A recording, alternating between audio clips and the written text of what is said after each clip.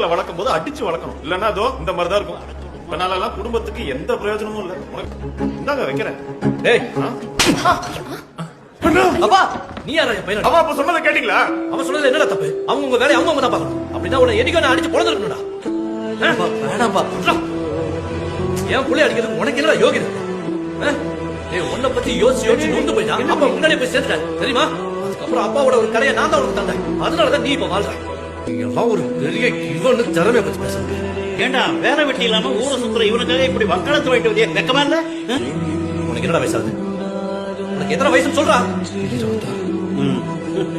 இவ்வளவு வயசுல நீங்க என்ன பண்ணிட்டு இருந்தீங்க? அதை பத்தி சொன்னீங்கல்ல. கோழிக்கோட்ல பக்கத்துல இருக்கிற ஒரு பொண்ணு வீட்டுல ஊர்க்காரங்க உங்களை பார்த்து கட்டி போடும் போது அன்னைக்கு நம்ம அப்பா அனுபவிச்ச வேதனையில 1000 ஒரு பங்கு கூட இவனால நான் அனுபவிச்சது இல்ல. ஒருத்தருக்கு உபதேசம் பண்றதுக்கு முன்னாடி நாம எப்படி இருந்தோம் யோசிக்கணும். அதுக்கப்புறம் வந்து பேசணும். என் பையனுக்கு எப்படி வாழணும்னு அவனுக்கு தெரியும்.